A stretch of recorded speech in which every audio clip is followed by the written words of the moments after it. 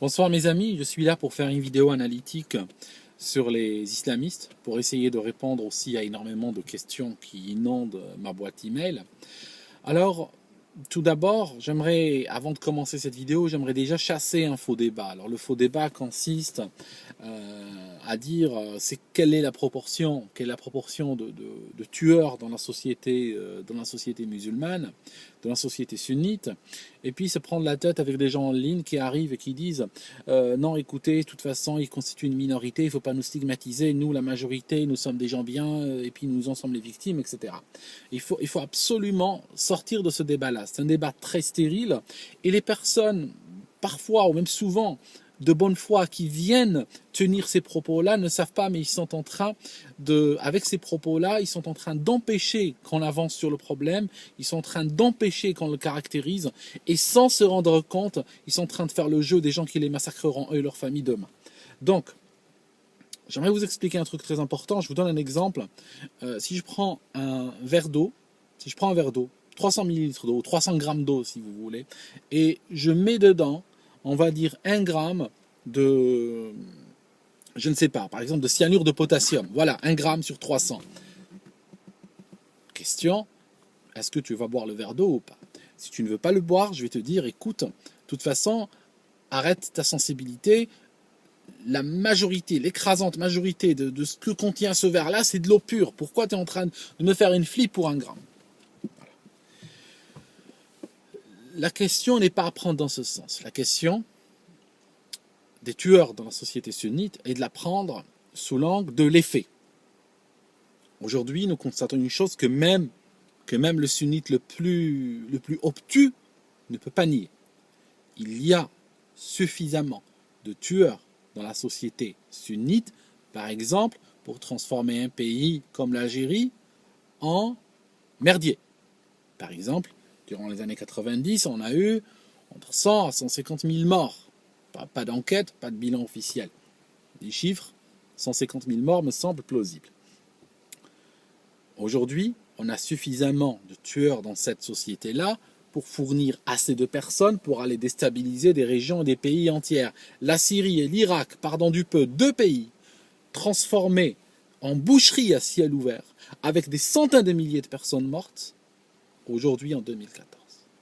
Ça signifie qu'il y a suffisamment de nuisibles pour transformer un pays en boucherie à ciel ouvert. C'est tout ce qui m'intéresse. Alors maintenant que tu me dises, il y en a 5 par 100, ou il y en a 6, ou 12, ou 25, ou 38, ou moi je ne suis pas, ou ma famille n'est pas, ce n'est pas la question. Pardon, je ne t'ai pas posé ça, ce n'est pas la question. Donc, il faut sortir de là. Alors, premièrement, j'ai attaché à cette vidéo, une vidéo en arabe. Pardon, je n'ai pas pu la trouver en autre langue. La vidéo, je vais vous la décrire. C'est un journaliste marocain qui est en train d'expliquer, et franchement, je respecte l'attitude de ce Marocain-là, parce que c'est très rare dans la société arabo-musulmane que des gens sortent et dénoncent les saloperies que je suis en train de dénoncer maintenant.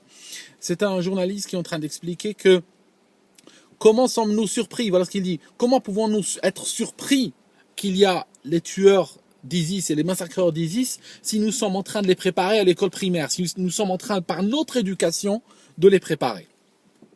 Il prend des livres qu'il montre dans la vidéo, ce sont des livres d'éducation islamique, et puis c'est des livres qui sont destinés à des enfants de 5 ans, 6 ans, c'est des enfants donc qui arrivent à l'école primaire et qui vont être exposés probablement pour une des premières fois de leur vie de manière académique à l'islam. Et qu'est-ce qui se passe? On leur montre des livres pleins de haine, qu'il faut haïr, que celui qui quitte l'islam, il faut le tuer, et puis on leur montre qu'il faut haïr les autres, les non-musulmans. Alors, on est en train de leur mettre les pieds dans un engrenage, parce qu'en fait, ça commence comme ça. Ça commence comme ça, par la haine. Ça commence par la haine, ça finit par clic-clac, hein, d'accord? Je continue. Tout au long de leur cursus, tout au long de son cursus scolaire, le petit arabo-musulman qui vit dans une société sunnite va être confronté, on va lui apprendre la haine. On va lui apprendre la haine tout doucement. Il y a la télévision qui vient rajouter aussi une couche à cela. Alors, je vous donne un exemple. Quand j'étais en Algérie, durant les années 80, Hein, la boucherie était encore à venir. Hein. Les gens ne la savaient pas. Bon, ça sentait dans l'air, hein, je veux dire, entre nous. Ça sentait, mais bon, elle allait venir. On nous a fait, durant le ramadan, alors durant le ramadan, il faut savoir que c'est là que la ferveur, l'excitation, l'hystérie religieuse est à son maximum chez les gens. Il faut savoir que c'est à ce moment-là que les gens regardent beaucoup la télévision parce qu'ils n'ont rien d'autre à faire, parce qu'ils ne peuvent pas travailler, ils ne peuvent pas bouger, ils ne peuvent rien faire, donc ils sont en train de regarder la télévision pour tuer le temps en attendant le moment de manger. Et c'est le moment où leurs défenses intellectuelles sont au plus bas parce que c'est des personnes qui n'ont ni bu ni mangé pendant des heures. Et donc à ce moment-là, ils regardent la télévision et leur esprit critique est complètement donc, à son minimum, au ralenti. Ils ont passé une série qui faisait 28 fois 1 heure à l'heure de grande d'écoute maximale. Ça signifie dans l'heure avant de manger, avant le Maghreb, avant de manger.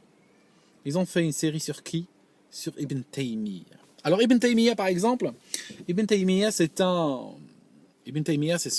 quelqu'un qui a passé sa vie, il a passé sa vie à expliquer qui on devrait tuer et pourquoi. C'est lui qui a rendu, si vous voulez, c'est le père spirituel du djihadisme. C'est celui qui a rendu, toi, sunnite, qui va venir gueuler contre moi, qui va venir m'insulter dans cette vidéo, c'est lui qui a déclaré que ton sang et le sang de ta famille ne vaut pas plus que l'eau qui circule dans les égouts. Voilà ce qu'il a fait, Ibn Taymiyyah. Défends-le, bande de crans. Alors, qu'est-ce qui se passe? Laissez-moi vous expliquer. Tout d'abord, avant que des gens ne ramènent des trucs, je ne suis ni chiite, ni sunnite. D'accord? J'emmerde les deux, pour être très clair. D'accord? Par contre, les chiites, ils ont un truc. Ils ont un truc très intéressant. Les chiites, dans leur analyse, dans leur critique de la société sunnite, ils sont très pointus. Et en tant que sunnite, tu devrais peut-être aller les écouter. Parce que chez eux, il y a des choses qui pourraient t'intéresser. Parce qu'en fait, les chiites ont compris une chose, ont compris que la nation sunnite est une nation qui est maudite et qui le sera jusqu'à la fin des temps, parce que c'est une nation qui a honoré, mis à sa tête ses pires monstres. Voilà, ça c'est très important. Donc, un type comme Ibn Taymiyyah, c'est ce qu'on appelle un mujassim. Ibn Taymiyyah, du point de vue de la doctrine islamique, pourquoi beaucoup de chercheurs musulmans, d'imams musulmans, même des sunnites, le rejettent, parce qu'en fait, c'est quelqu'un qui considérait qu'Allah était un bonhomme, un grand bonhomme qui avait des mains, des yeux, une tête, etc. C'est ce qu'on appelle un mujassim. C'est un courant qui a été assez honni chez toutes les branches de l'islam. Alors, Ibn Taymiyyah, même, je vous disais encore, même chez les sunnites les plus professionnels, les plus carrés, est un type qui ne fait pas l'unanimité. Qu'est-ce qui se passe? Ils le montrent à la télé, ils lui font de la publicité à l'heure de plus grande écoute pendant 28 heures. Voilà. Alors, il faut bien comprendre comment l'endoctrinement marche. L'endoctrinement commence à l'école, il se continue dans la famille, la télé le complète. Et ce qui se passe, c'est que chacun vient rajouter une couche. Le prof à l'école primaire ne dit pas aux enfants tuer, il leur donne pas des mannequins en plastique et des couteaux, il leur dit allez les égorger. Non, ça se passe pas comme ça. Celui demande de le faire, il va dire t'es fou, il va pas vouloir le faire. Alors, et c'est là où l'endoctrinement est très puissant, parce qu'en fait, c'est une sorte de grand puzzle, d'endoctrinement, et la majorité des gens ne le voient pas tant qu'il est complet. Mais en fait, une fois que tu poses la dernière pièce du puzzle, t'as un type qui est prêt à foutre une bombe dans un bus, ou un type qui est prêt à égorger quelqu'un devant une caméra. Tu comprends? Le problème, c'est que il y a des pièces de puzzle qui sont placées, et les gens sont aveugles, les gens ne veulent pas voir. Et à chaque âge de la personne, on va rajouter, par différents mécanismes, on va rajouter des pièces au puzzle. Alors, ça va te donner plusieurs catégories de personnes. Parce que heureusement pour nous tous, mes amis, aucun système d'éducation n'est parfait, aucun système de lavage de cerveau n'est parfait.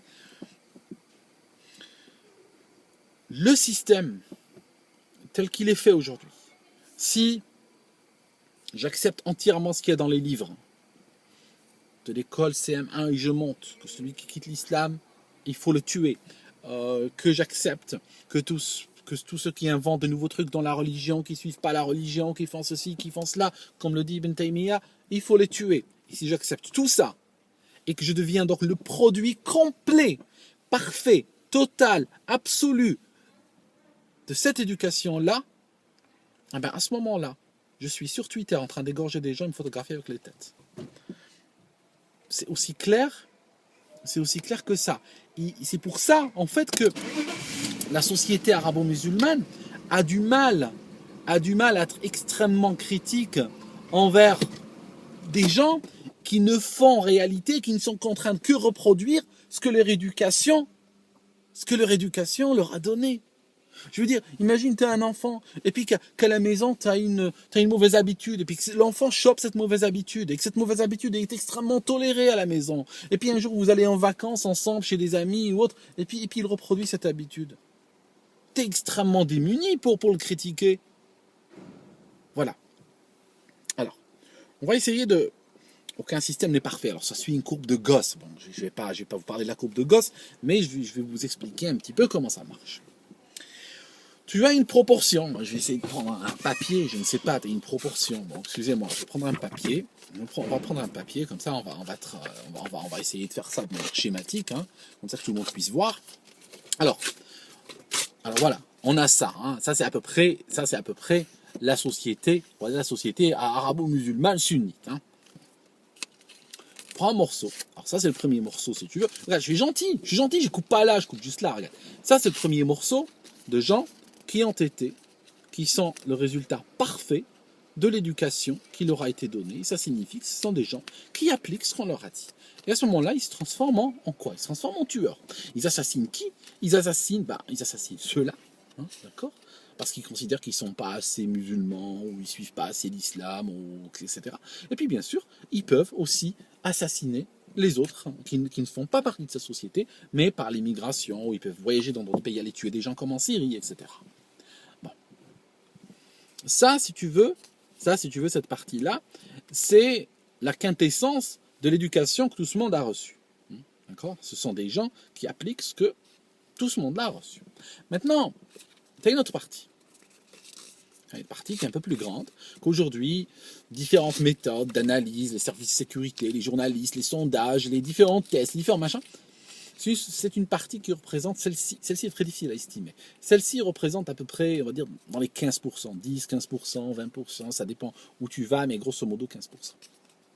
Cette partie-là approuve complètement cette partie. Mais ne fait pas ce qu'ils font. Ils ne font pas ce qu'ils font. Pourquoi? Parce que tu sais, on fait pas que des choses. Il y a plein de choses qu'on est convaincu qu'on doit faire, mais on ne fait pas. Ceux-là qui sont convaincus qu'ils doivent rejoindre ceux-là et tuer des gens et lutter pour l'islam et le califat, quitte à égorger du monde, quitte à massacrer l'humanité entière, mais ils ne le font pas. Pourquoi ils ne le font pas? Parce qu'ils font autre chose à la place. Parce qu'ils ont travail, ils ont des enfants, ils ont des...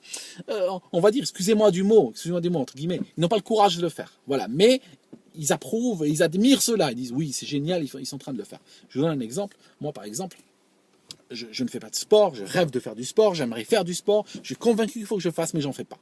Alors, mais bien sûr, quand je vois quelqu'un qui fait du sport, je ne le critique pas, tu ne vas pas me demander de le critiquer. Au contraire, quand je le vois, je me dis, un jour, il va falloir que je fasse comme lui. Donc ceux-là sont exactement dans cette rationnelle-là. Ils disent, un jour, il va falloir qu'on fasse comme cela.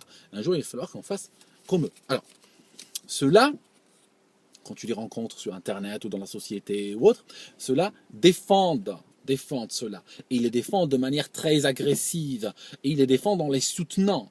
Ils sont très clairs, ils savent très bien ce que ceux-là sont en train de faire et ils les approuvent complètement. Et là, c'est déjà une bonne faction. Et généralement, de ceux-là, se recrutent ceux-là. Ça signifie que progressivement, il y en a qui disent quand même, il est temps venu pour moi de... Et puis généralement, ils tombent sur des personnes qui leur mettent le marché entre les mains. Et puis, ils sont d'accord et ils vont les rejoindre. Là-dedans, je vais te parler de la majorité de crétins. Pardon, je vous traite de crétins parce que quand même, quel terme je vais utiliser? Quel terme je vais utiliser pour définir des gens qui soutiennent des philosophies, qui soutiennent des personnes, qui soutiennent des théories, qui appellent à leur propre assassinat? T'es dans l'abattoir, t'es avec d'autres bêtes qu'on emmène à l'abattoir, là on va leur couper la tête. Et qu'est-ce que tu fais? Tu es en train de défendre tes bouchers, tu es en train de défendre l'abattoir, tu es en train de le défendre tout en marchant vers. Il va falloir que tu te réveilles, mon ami. Alors ceux-là, qu'est-ce qu'ils ont? Ceux-là, quand par exemple, tu vas les challenger, quand tu vas par exemple les défier sur Ibn Taymiyyah, par exemple, tu vas le prendre, je prends ce type parce que c'est un classique, tu vas le prendre, tu vas les défier dessus, qu'est-ce qu'ils vont dire? Non, écoute, tu peux pas, moi je sais pas, moi je peux pas savoir, tu comprends, je peux pas juger, c'est trop loin, ce sont des choses, tu sais, c'est... Et en fait, ce qu'il est en train de dire, tout simplement que il sent la fumée, il sent, pardonnez-moi, je vais être clair, il sent l'odeur de la merde, il sait qu'il y a de la merde partout, il le sait très très bien. Par contre, il y a un problème. C'est que c'est psychologiquement, pour lui, c'est une montagne, c'est trop, c'est énorme. Il sait que s'il ouvre la boîte de Pandore, il sait que s'il commence à critiquer ou à penser, il y a toute sa psychologie, il y a tout son être psychologique, toute sa construction psychologique qui va s'effondrer. Voilà. Elle va s'effondrer et tout va se casser la gueule dans sa tête. Et donc pour lui, c'est une sorte de mort en quelque sorte. Donc il préfère à la rigueur, il préfère attaquer le messager, tu vois. Il préfère t'attaquer, te dire t'es un islamophobe, t'es un salaud, t'es un menteur, t'es un chiite, t'es je sais pas moi, n'importe quoi. Il peut traiter de n'importe quoi pour pouvoir justement rester confortable dans sa tête. Donc là, je vais arrêter avec les catégories, je vais pas vous en faire 50. Mais grosso modo, c'est les trois grosses catégories que vous allez rencontrer, correspondant toutes à un niveau d'endoctrinement le meilleur, l'endoctrinement réussi, l'éducation réussie, c'est bien sûr celui-là, hein, c'est le tueur, c'est le coupeur de tête. Celui-là, il est entre deux, bon, celui-là, le pauvre, il cultive ses névroses et ses contradictions, il veut juste même pas voir, même pas parler, même pas rien du tout. Voilà. Donc, jusque-là, on est. Alors, un truc. Pour que ceci, alors je suis en train de vous expliquer ici, ça c'est le poisson, hein, ça c'est le poisson. Et le poisson il nage où? Moi, le poisson il nage dans un aquarium, hein, il nage dans une eau. Alors il va falloir vous expliquer où nage le poisson. Alors il nage dans une société qui est très perméable à la haine, qui est très perméable, qui a, si vous voulez, regardez, il y a des personnes, tu te prends la tête avec lui, un ami par exemple, puis il va te sortir un truc. Puis ce truc-là, mais tu te dis, mais c'est arrivé il y a 10 ans. Mais le mec, en fait, s'en rappelle comme si c'était arrivé hier. Ça signifie que c'est des personnes qui n'arrivent pas à passer sur des choses.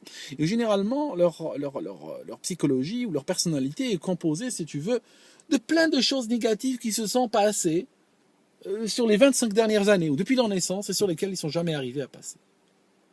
Et c'est des personnes qui ne peuvent pas évoluer, bien sûr, parce que si on n'arrive pas à oublier, si on n'arrive pas à tourner la page des épisodes négatifs de notre vie, on n'ira pas loin. Alors, je te donne un truc.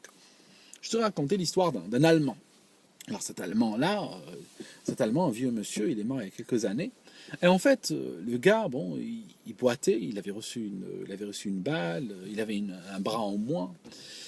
Et le mec, il avait vécu, comme tu peux le deviner, il avait vécu la Deuxième Guerre mondiale. Et lui, il avait fait le front de Russie. Hein, ça signifie qu'il n'avait pas assez de pistons à l'époque pour être envoyé en France. Donc, ce qui se passe, le mec, il a subi des horreurs. Je pense que c'est des choses qu'il n'a jamais racontées de sa vie. Alors, quand tu l'entends parler, quand tu lui poses des questions sur la Deuxième Guerre mondiale, qu'est-ce qu'il va te dire? Il a été chez les Russes. J'imagine que les Russes ont dû les broyer. J'imagine que les Allemands ont dû broyer du Russe aussi. Mais de quoi il te parle? C'est quoi sans souvenir? Sans souvenir, il va te dire « Ah oui, les Russes, c'était des gens extrêmement géniaux parce que quand tout a foutu le camp, tous mes camarades étaient morts, j'ai dû aller fouiller sur les corps pour prendre une paire de chaussures et prendre des vestes. Nous étions en train de geler, on n'avait pas de carburant, nos véhicules étaient enlisés, il n'y avait plus d'essence, il n'y avait plus rien, tout était mort, on ne savait plus qui faisait quoi. Et en fait, il est revenu de Russie en Allemagne à pied. Et il te parle, il te dit, durant mon voyage de retour, j'ai été accueilli par les Russes, ils m'ont nourri, ils m'ont soigné, c'était des gens géniaux, etc. Voilà ce qu'il raconte à sa famille. L'arabo-musulman n'est pas comme ça. L'arabo-musulman, ce qu'il va faire, sur son lit de mort, il va voir que toutes les haines qu'il n'a pas réussi, toutes les guerres que lui n'a pas réussi à commencer, ou n'a pas réussi à finir, ou n'a pas réussi à gagner, il va se dire, ah ben tu sais quoi, j'aimerais bien que mes enfants les continuent, j'aimerais bien que mes enfants sacrifient leur vie à continuer les guerres que moi j'ai pas pu finir. Un exemple très simple, je te donne un exemple simple, la guerre entre la Deuxième Guerre mondiale a fait 60 millions de morts, n'est-ce pas? Elle a fait 60 millions de morts. Aujourd'hui, les Anglais vont chez les Français vont chez les Anglais, les uns et les autres vont chez les Allemands, et vice-versa. Vont au Japon, quand tu vois un groupe de Japonais sous la tour Eiffel en train de photographier, tu ne penses pas qu'à la Deuxième Guerre mondiale, ils étaient de l'autre côté. D'accord? Ça signifie que les gens ont fait la paix. Tu n'arrives pas à savoir aujourd'hui, si tu vis dans Paris ou tu vis je ne sais pas où, tu n'arriveras pas à savoir qui à l'époque, la famille de qui avait participé avec les Allemands ou avait fait du trafic durant la Deuxième Guerre mondiale, ou avait dénoncé quelqu'un.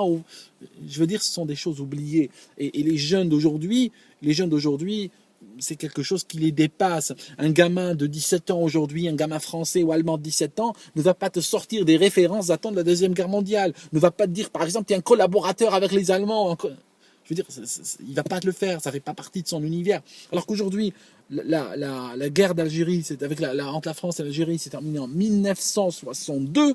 On a des gamins de 18 ans qui utilisent encore des termes genre Harki.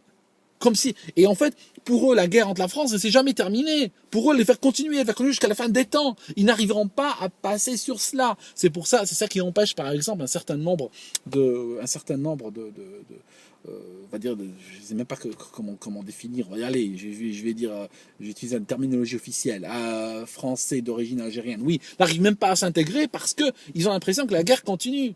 Tu comprends? C'est ça. Donc, il y a la somme de toutes les haines. Ça ne s'arrête jamais. Ça continue. Les problèmes avec les chiites et les sunnites, par exemple, ça date d'il y a 1400 ans. Il y a 1400 ans, la famille du prophète Mohammed a été tuée. Ils ont égorgé le petit-fils du prophète. Ils ont mis sa tête dans un sac. Ils l'ont emmené chez le calife. Les sunnites étaient pour ce prophète et les groupes et la famille de ce prophète, etc. Qui d'ailleurs, au passage, non, rien au passage, rien. Juste, je suis en train de dire des choses. Et puis, les chiites étaient du côté de la famille du prophète. Ça date des 1400 ans, ces histoires. Moi, je peux te dire un truc, la tension entre ces deux est la même que si ce crime était arrivé hier. Ou même ce matin, tu peux dire. Il y a ces tensions-là, ces haines continues. Ça, c'est le point numéro 1. Le point numéro 2 que tu dois bien comprendre, c'est le fait que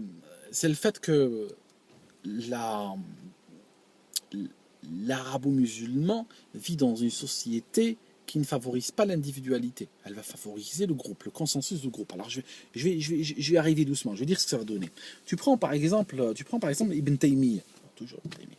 Tu prends Ibn Taymiyyah et puis tu vas dire, imaginons qu'un Allemand tu vas lui dire, Ibn Taymiyyah, bon, le type, il a fait ça, tu racontes des trucs sympas au départ, tu racontes que des trucs sympas. Puis un jour, tu dis, oui, et puis il a dit que il faut tuer les gens qui font ça, par exemple. Puis il va dire, mais c'est quoi ce salopard? C'est pas possible. Moi, je vais le rejeter. Ça, c'est l'allemand qui réfléchit. D'accord? L'arabo-musulman ne réfléchit pas comme ça. Pourquoi? Parce que l'allemand, il a son individualité qui est là. Il va juger les choses comment lui va les percevoir. L'arabo-musulman va juger en manière va plutôt préférer s'inscrire dans le consensus du groupe. Alors, je vais te donner encore un exemple. Je suis en train de construire l'idée. Je suis en train de construire l'idée. Quand tu prends, imaginons, je prends le point de Godwin, mais je vais vous parler d'Adolf Hitler parce que c'est très réducteur et puis c'est très simpliste et puis ça nous permet d'avoir des exemples simples. Imaginons que je te fasse des vidéos, que tu regardes des vidéos pendant 28 jours de suite, 1 heure par jour, tu regardes des vidéos d'Hitler. Et puis, on va te montrer, lui en train de jouer avec ses chiens, lui en train de rigoler avec ses amis dans un restaurant, lui en train de conduire une voiture sous le soleil, etc. En fait, ce qui va se passer, c'est que si tu ne sais que ça de lui, sans qu'on te parle, sans jamais on t'évoque la partie plus controversée du personnage, tu vas dire c'est un type bien, parce qu'en fait tu te bases que sur ce qu'on t'a montré. Tu dis bon, là le gars il a l'air d'apprécier la vie, il a l'air sympa, tout ça, bon, ça s'arrête là. Truc. Au moment où on te balance, une fois que tu as une opinion très favorable de lui, on va te balancer la partie controversé de son œuvre. À ce moment-là, comment toi tu vas réagir? Et là, le problème, c'est que ça rejoint ce que je suis en train de vous dire, que ce lavage mental se fait par pièce de puzzle. Ça se fait par morceau d'un puzzle. Ça signifie qu'on va, par exemple, te présenter le type qui dit que ton sang vaut rien. On va te le présenter comme un type bien au départ. On va te le présenter comme un type sympa. Et on va faire des couches et des couches et des couches et des couches, sans arrêt, sans arrêt. Alors, au bout de la 50e couche, tu vas trouver que c'est un type sympa. Jusqu'au jour où on dit qu'il a dit que tu dois égorger ton propre père. Et alors, à ce moment-là, tu fais quoi? Ça, c'est la question. Les gens qui sont dans cette catégorie, ils vont le faire. Ceux-là, ils vont dire, je le ferai un jour. Non, plutôt, est-ce que j'avais pris mon papier? Comment j'avais divisé mon papier? Oui. Ceux-là, ils vont le faire. Ceux-là, ils vont dire, c'est génial, ils l'ont fait, on le fera un jour, on devrait tous le faire. Et ceux-là vont dire, je sais pas, moi ce type, je sais pas, je respecte, je ne sais pas, il est type bien, je veux pas savoir, j'ai rien compris, je sais pas ce qu'on me dit, des choses comme ça. De toute façon, t'es un islamophobe. D'accord? Voilà leur réaction.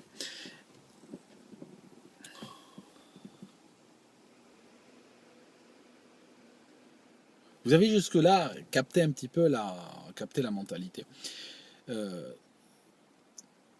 C'est une mentalité qui est construite sur un endoctrinement qui ne laisse aucune chance, parce qu'il commence dès l'enfance. La seule chance que nous avons, c'est que c'est un endoctrinement. C'est un endoctrinement qui n'est pas parfait. Ce n'est pas non plus, vous savez, la société de laquelle nous parlons, ce n'est pas une société connue pour son efficacité, ni connue pour des trucs comme ça. Donc effectivement, elle réussit et elle rate. Maintenant, je vais te rajouter encore un autre élément. Il y a beaucoup d'égoïsme. Alors, il y a l'égoïsme, par exemple, de la personne qui communique ses peurs, qui communique qui veut que ses haines ou sa guerre veut que ses enfants la fassent, parce qu'il ne pense pas que ses enfants doivent faire leur propre vie au-delà des haines, au-delà de ce que lui a connu. Non, il dit, si moi j'ai connu ça, il faut qu'eux, ils le continuent. Il y a aussi un autre élément, très important, c'est l'élément qu'on a énormément de désespérados dans la société arabo-musulmane. On a des gens qui sont complètement foutus, dont la vie est foutue, dont l'univers psychologique est foutu aussi. Ça signifie que ils ont envie, d'un côté, ils ont envie d'une vie matérielle, d'un autre côté, ils ont l'impression qu'ils ne l'atteindront jamais. Et donc, le fait de soutenir ce terrorisme-là, ils ont l'impression que eux vont un jour être projetés en avant de la scène. Alors, si tu regardes toutes les histoires de tueries, toutes les histoires de massacres qui ont lieu dans le monde, tu vas te rendre compte que les gens vont te raconter toujours des choses assez similaires. Ils vont te dire, tu sais, ceux qui nous ont massacrés, c'est nos voisins. Ceux qui nous ont tués, c'était nos voisins. Ça signifie, ça se passe généralement de proche en proche. Alors, ce qui se passe, c'est que les mecs, ils se disent la chose suivante. Il y a quelqu'un qui a une belle voiture qu'eux ne pourront jamais avoir. Il y a quelqu'un qui a une maison qu'eux ne pourront pas avoir. Il y a une fille qui les intéresse mais qui les snob. Des choses comme ça. Et puis ils se disent, avec cette histoire de califat et de ISIS et tout ça, je pourrais faire la chose suivante. Je pourrais violer cette fille qui me snob. Je pourrais massacrer ce gars qui a une belle voiture et la lui prendre. Je pourrais massacrer cette famille qui a une maison et la maison sera à moi. Et en plus, je le fais au nom de Dieu. Je le fais au nom d'Allah. Ça signifie qu'en fait, tous leurs vices, tous leurs défauts, toutes leurs saloperies vont se transformer soudainement en vertu, vont se transformer en quelque chose qui est sanctionné par le divin. Et ce qui se passe de toute façon, ici ça foire, c'est tout ça foire, c'est pas, si rien ne marche. Ah ben, de toute façon, j'aurais fait ça pour Dieu, et puis même si je meurs, j'irai au paradis. Donc voilà, et c'est gagnant sur tous les plans. Ça signifie que tu prends un désespérados complet, et tu lui offres deux voies qui sont à ses yeux deux voies royales. C'est pour ça que vous allez trouver, par exemple, comme on a vu ces derniers jours, avec ce stade au Maroc, d'autres ont dit en Tunisie, peu importe, où ils ont déployé une énorme banderole, où ils gueulaient des slogans de soutien aux terroristes, tueurs en Syrie, parce qu'ils aimeraient bien faire ça chez eux, dans leur propre pays. Ils aimeraient bien qu'un jour, au Maroc, ou un jour en Tunisie, ou un jour en Algérie, pouvoir sortir avec des couteaux et aller massacrer tous les gens qui les embêtaient. Voilà. Au nom d'Allah, au nom de Dieu.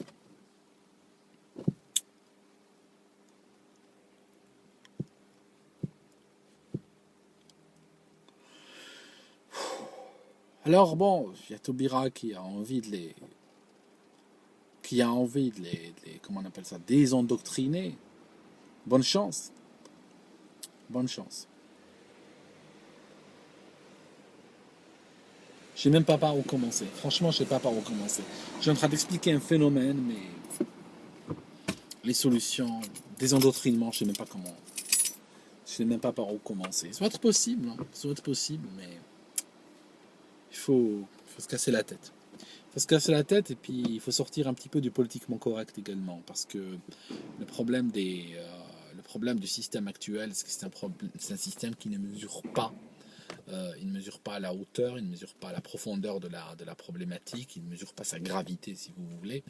Et puis, il l'attaque avec des solutions très molles, ou même les mots, ils ne veulent pas ils veulent pas les utiliser. Même les bons mots ne peuvent pas être utilisés. Donc c'est vrai qu'on est très très loin de ça. Et vous comprenez pourquoi maintenant, vous comprenez pourquoi beaucoup de musulmans ne peuvent pas condamner les tueries d'ISIS.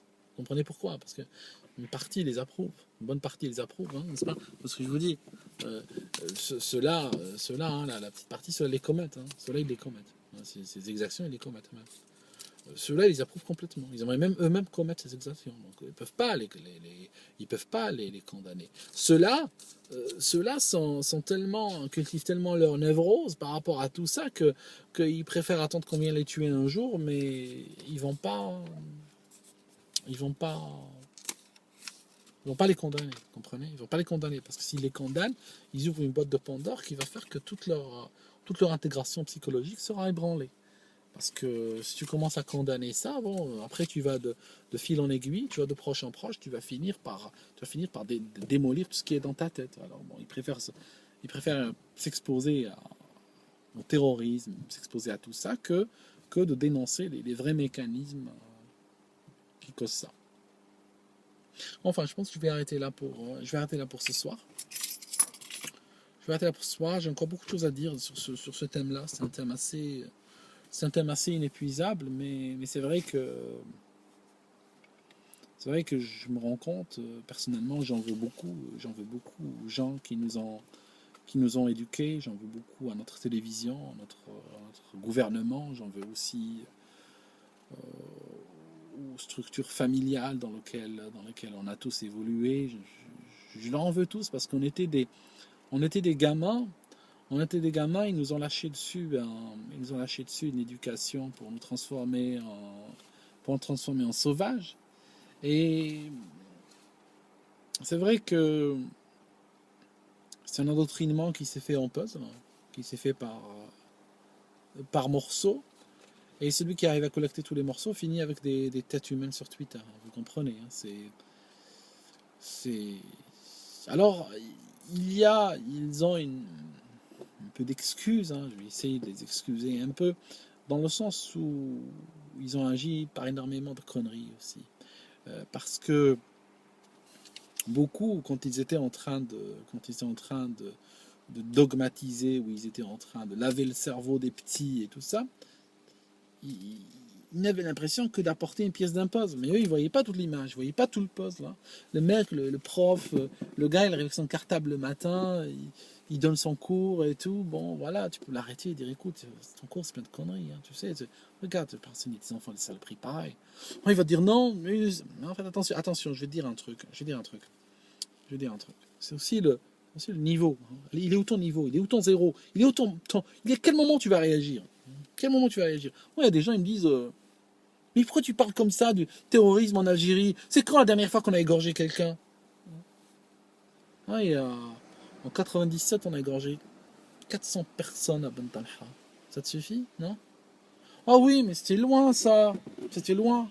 On a égorgé un touriste français. Ah oui, c'était loin. Il y a un, bon, c'est un Français. Euh, il y a eu la station pétrolière attaquée récemment. Oui, mais ça, c'était. Tu comprends? Je veux dire, pour beaucoup, à partir du moment que la dernière bombe dans le bus a éclaté il y a plus que 3 jours, bon, ça va, quoi. Je veux dire, t'as pas besoin de faire un plat. Mais, donc, c'est ça, c'est que beaucoup de personnes, beaucoup d'acteurs dans tout ça, ont un seuil de tolérance très élevé à ces saloperies-là.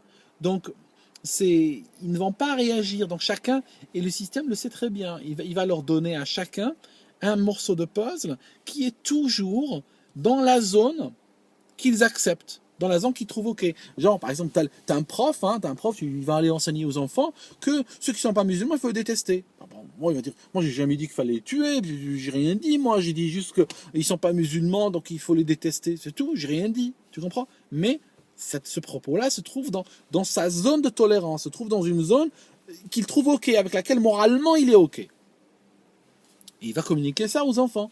Un autre viendra rajouter un autre élément du puzzle, qui est toujours dans une zone qu'il trouve OK. Et ainsi de suite. Mais le total, c'est une catastrophe.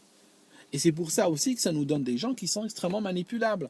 Parce que les prédicateurs qui appellent au djihad et tout ça sont des gens qui connaissent tout ce que je suis en train de raconter là, qui connaissent très en détail, très intimement. Et ils savent bien que les gens auxquels ils s'adressent sont passés par la famille, sont passés par l'école, sont passés par la télévision, et on leur a mis plusieurs couches, plusieurs pièces du puzzle sont déjà dans leur tête. Donc quand ils s'adressent à eux sur la base que ces pièces du puzzle sont dans leur tête déjà. Et donc il sait comment les manipuler, et il sait comment rajouter les dernières puzzles manquantes à leur édifice, d'endoctrinement. Et c'est pour ça que c'est très rapide. C'est pour ça que le gars, il passe d'un type que des gens disent ouais, t'es normal, tout ça, cool, sympa. Il passe un tueur en 3 mois, 6 mois, très rapidement. Pourquoi? Parce que il n'a pas été endoctriné à partir de zéro. On lui a rajouté que les pièces qui manquaient à son poste. Enfin, c'est une vraie saloperie tout ça, quoi. Je reviens un autre jour pour en parler plus de ça. Enfin, merci d'avoir écouté jusque-là.